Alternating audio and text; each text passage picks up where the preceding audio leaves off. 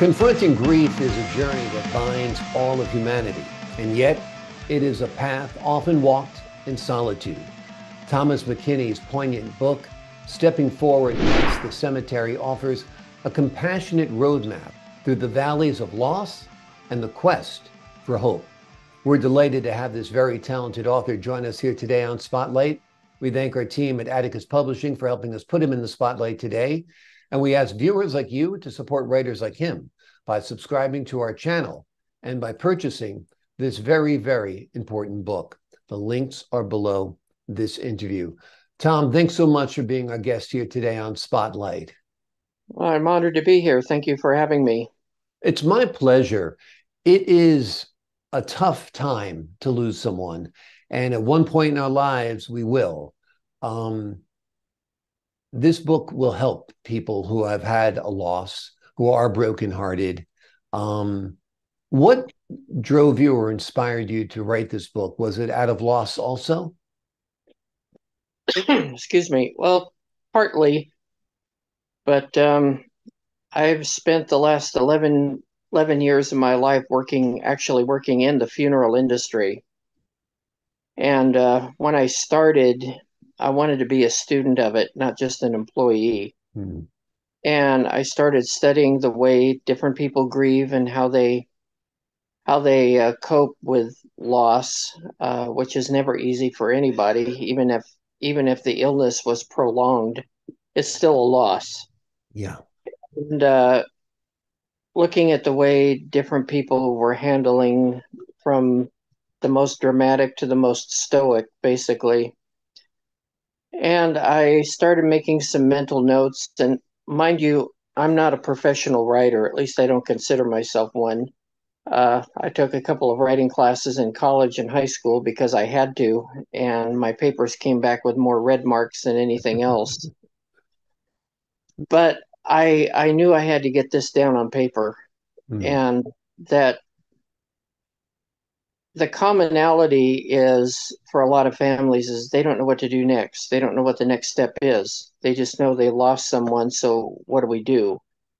And I've been fortunate enough over the last 11 years to be able to help a lot of families make that next step, stepping through the arrangement process, stepping through the initial grieving process of seeing that their wonderful loved one laying there in a casket, which is it's a shock.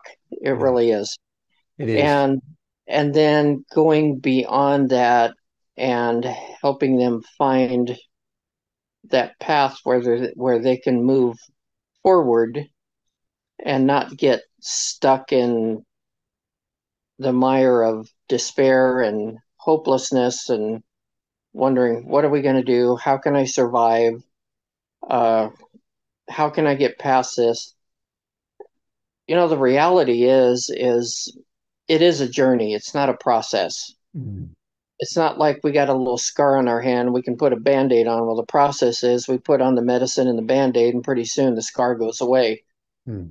This is a whole lot deeper than that. This is an emotional scar. This is something it's not going to go away, because there's always going to be that empty chair and that empty space at family gatherings and such. But it's not something we have to just, oh, well, this is my new normal. I'm just stuck in despair and hopelessness. They don't have to be. They can move forward with some help, with some tools that they can start with baby steps. People always ask me, okay, well, I don't know what to do next. And I follow up with that question. Okay, what do you want to do next? Right. That may sound simple and trite, but it's not really. What do you want to do next? Well, I want to go get a cup of coffee. Then go get a cup of coffee, or I want to go in the bathroom and grieve. Then go in the bathroom and grieve. Leave your phone on the table, leave everybody in the other room. They will be fine. Go in the bathroom, lock the door, and grieve for a few minutes. The one thing they don't want to do, and the one thing that I see a lot of, is, I got to be strong for my family, or I got to be strong for my kids. No, you got to grieve. Mm. You can't help people if you don't help yourself. And it's kind of like heal thy physician, heal thyself. You gotta start the journey yourself, and then as that goes on, then you can help strengthen other people along the way. And through all that came the book. Surprised me that it was even published, but I'm grateful for that. I'm grateful for the people that have read it already and have given me some very good comments about it. But I'm very honored to be able to sit with you and talk to you about it on this platform. Sure. The honor is all mine. Like I said, it's important work. It'll help a lot of people. Death is something we all have to deal with. Nobody wants to think about. And I do know the people in the funeral home industry are incredibly kind and incredibly compassionate when it comes to your time in need. I mean, my mother was the first person to pass in my life. And, you just go there a wreck. And Mm-hmm. the funeral director just helps you through everything because you can't think, and they finance everything on just his signature. I mean, everything is just done so well. It's an incredibly kind industry that people don't think about necessarily until they need it. And you also said something interesting that even if a person's been sick a long time, it's still a shock. And somebody said to me when my father died, it doesn't matter if they've been sick for 10 years. Once they're gone, it's like they've been hit by a bus because Mm-hmm. death does come suddenly. Mm-hmm. Um, I also think it's interesting that you say grief is an important tool.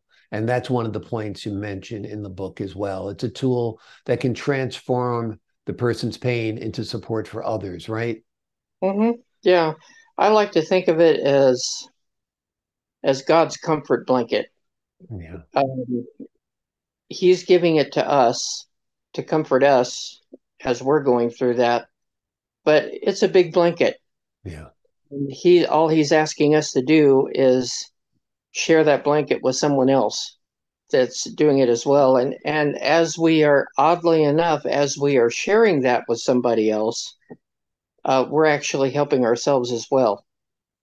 Yeah, absolutely. And when you lose someone, you do need to grieve. I mean, you just lay there sobbing or whatever it is, however you express it, but it almost makes you feel connected to the person you've lost in some way. So I remember kind of not wanting to lose that feeling because it meant I was feeling strongly about my mom or strongly about my dad. So it's a tough time for sure. You talk about the importance of hope when dealing with loss. Tell us some ways that readers can maintain or rediscover hope during these darkest times. Um, I'm not going to be ashamed about it. Uh, People who have a strong faith in God tend to tend to have a stronger foundation to build the grief journey on. Mm, Um, so many people don't have that, and they end up turning to a bottle or a pill or things like that, and that doesn't help the grief journey. It may numb the feeling for a short time, but it doesn't take away the reality. mm, When we accept the reality that our loved one is no longer here, their love is still in our hearts, that won't go away. The memories will always be there. Death can't destroy those. But having that strong faith in God is definitely a plus. And also, what I've seen over the years is having a strong family bond. The stronger the bond was amongst the family members, the less drama that there was, the less uh, how should I say it? turmoil, Detachment, perhaps. Yeah. detachment. People, because I mean, you may know what I'm talking about. I don't know. Yeah. Um, they let people let little things kind of turn into big things and fester, and pretty soon you got two factions in one family. Yeah. And rather than kind of letting some of those things go, which I talk about in my book a little bit, rather than letting some of those things go, they just let them brood, and it doesn't let you grieve until at some point in time the ton of bricks comes back on top of you. And nobody wants to see that. I certainly don't want to see that happen. I mean, look at Abraham's two sons, Isaiah and Ishmael. They come from two warring nations, and yet when Abraham passed, they forgot that long enough to come together to bury their father. You can let the little petty stuff, and a lot of it is, maybe somebody said some things hurtful and misunderstanding and goes back and forth, but a lot of it is just little stuff that they haven't dealt with. But you can let that go for a little bit to honor your loved one. And then after that's said and done, then, you want to go your way and sit and pout. I guess that's your choice. Right. You don't have to, but so strong faith, a strong family bond, and, no man is poor who has friends, even if it's just a few. And when you can draw on that friendship, I'm blessed to have the friends that I have. When you can draw on those friends that are willing to not schmaltzy with you, but just say, "Hey, we're praying for you. We love you. Sorry for your loss." Give you a hug, a handshake, and man, it's priceless when you have those. Exactly. And I think it's also important to turn out for others in their time of need. They will turn out for you. Again, at my father's funeral, people I never expected to come in a million years traveled great distances just to pat me on the back, just to say a prayer, just to let me know that they cared. Great advice. Go ahead. And can I say something there? You may not remember half a dozen words that anybody has said to you at your father's or your mom's either, but they were there. You remember that they were there, and that's the key. It's not a matter of what verbiage we can say, because there isn't any magic words or bullets or scriptures or anything that's going to end it. The fact of the matter is that they were there. They took the time to be in an uncomfortable situation to support you and support your family, and that's what people remember. Yeah. Hey, so and so showed up for me, or this person showed up for me, and we can do that even in the midst of our grief journey. We can do something that simple and yet that profound for somebody else, and it helps us too. It helps us in our walk. Absolutely. Absolutely. Yeah. Without a doubt, you've given us great advice here today. Have strong faith, have a strong family, have a good circle of friends, and be there for others. And those are important key ingredients. This and a whole lot more is spelled out in Thomas McKinney's book. It's an important book. It's almost a book that every funeral director should give every family.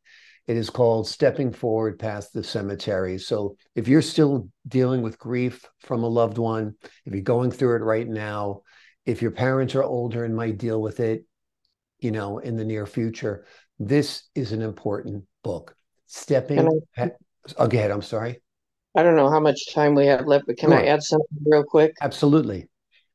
It is vital while your parents are alive, while you're alive, while, you may feel as healthy as a horse, and it's not the most comfortable subject to talk about, but you need to have things prepared for your family. Yeah. Write down your wishes. Put it on paper. Don't just say, well, I want this, that, and something else. Well, nobody's going to remember it if it's not on paper. Yeah. Write it down. Be specific. I want this kind of service. I want flowers. Don't want flowers. Who I want to speak. Do I want a casket burial, urn, cremation, memorial service, celebration of life? Be specific. Let your family know where your important papers are, what exactly you want, so that when they come to the funeral home, they're not saying, man, I have no idea what he wanted or what she wanted. I'm not sure where to go from here. At least they know, okay, this is what she wanted. How can you help us? And I will say, for the most part, we've got a lot of compassionate funeral directors and arrangers out there across this country that are more than willing to not only help, but even go a little bit of the second mile for families. Absolutely. Um, you know, you can sign the documents and you can sign the paperwork, but uh, there are so many wonderful colleagues that I've met and had the pleasure of working with over the years. Um, if I started naming them, I'd Right. forget their name. I don't want to do that. But so many wonderful people that are willing to, um, you know, make the room just right, Yeah. make the chapel just right, make sure the music level's right. Yeah. Absolutely. They go the extra mile. I lost my father-in-law during COVID, the height of it, in April of 2020. And everybody was scared to death, but we did it all remotely. They dressed him exactly as we wanted him dressed. They showed us, FaceTime video of the whole thing happening. They did the best they could under an impossible circumstance. So, absolutely, the funeral directors are heroes and pillars of the community, and they do Yeah, go out of the way. I mean, particularly in the event of when a child dies, I know that they go above and beyond the call of duty. This book is a great book. It's an important book. Stepping Forward Past the Cemetery. It is written by Thomas McKinney, and it is a book you will need in your time of need. Tom, thanks so much for joining us here today on Spotlight. I appreciate it so much. Thank you. It's been an honor for me. The honor's been mine, sir. I appreciate your time. And to the folks at home, I'm Logan Crawford, thanking you for your time this time. Until next time on Spotlight.